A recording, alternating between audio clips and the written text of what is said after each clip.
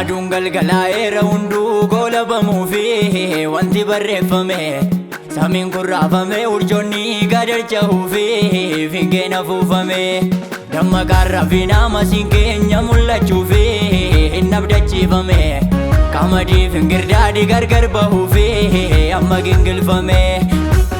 Aduun galgalaa'eera hunduu goolabamuu fi wanti barreeffame samiin kurraafame urjoonni gadarcha'uu fi fiingeen afuufame dammaqaan rafiinaa masiin keenya mul'achuu fi hin abdachiifame qamadii fingirdaadhi gargar bahuu fi amma gingilfame.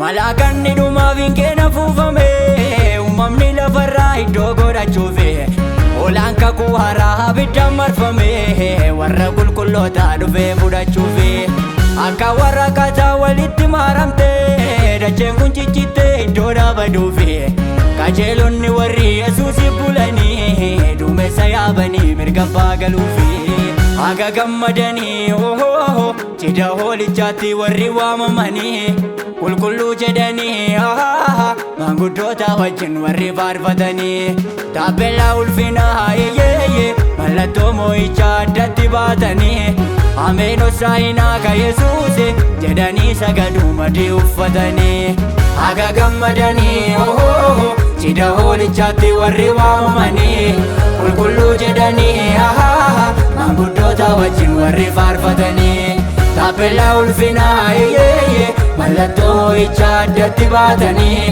ameen hossaa'inaa ka Yesuus jedhanii sagaduu madii uffatanii.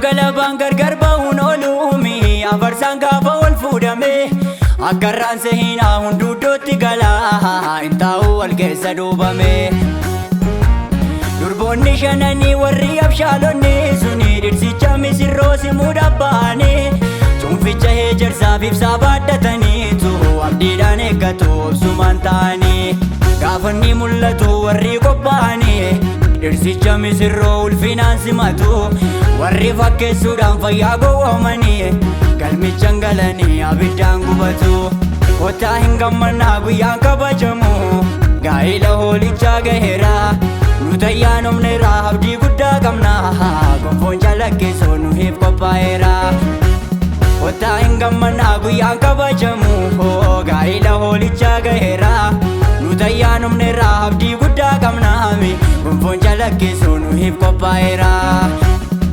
Abdachiifame sun nufuu hin oolu samiidhaaf dachee kana raasaa gaafas qajeelonni qabuu bakka koolu masiin isaanii gaaratti ol baasaa warra galmee kan sarra jiranii waame kabajaan jireenya dhaalchisaa mukicha bal'isaa fayyina namaaf kennu sanarraatu tola nyaachisaa. Inni abdachiifame sun nufuu hin oolu samiidhaaf dachee kana raasaa gaafas qajeelonni qabuu bakka koolu masiin isaanii gaaratti ol baasaa warra galmee kan sarra jiranii waame kabajaan jireenya dhaalchisaa mukicha bal'isaa fayyina namaaf kennu sanarraatu tola nyaachisaa.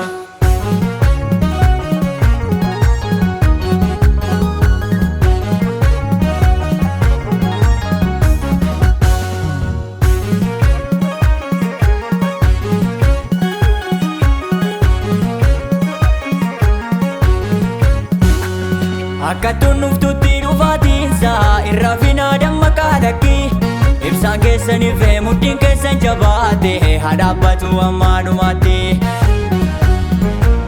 hunduu raawwatamee goolabamuuf jedha Kiristoostu mul'achuudhaafi biyyi lafaa kuni baqee akka dhadhaa uumamni lafarraa iddoo godhachuufi tolonni baallee baafataniitu achii ol barrisuu Yerusaalemitti waan aduu gadi tuffataniitu onnatanii beekumtulluu Sihoonitti kan isaaniif qophaa'e badhaasi uffata hadiidhaaf gonfoo calaqqisaa namni moo'ee kunoo akkasii ergamoota wajjin Yesuus hin leellisaa.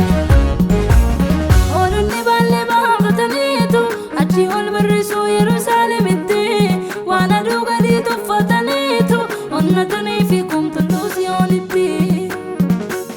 Kan isaaniif qophaa'e badhaasi uffata adiidhaaf gonfoo jalakkisaa.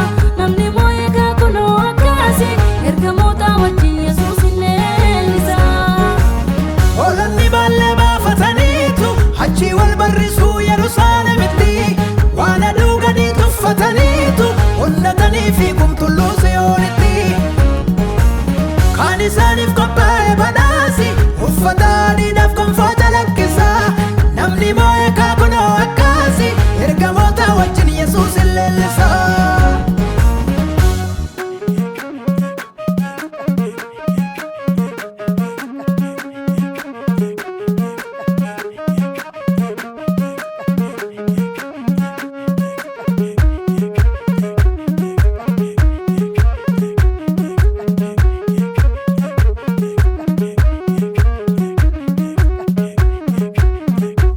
Cooma biyya lafaa muree waliif kennee gammachuudhaan nyaatee garaasaa guuttatu.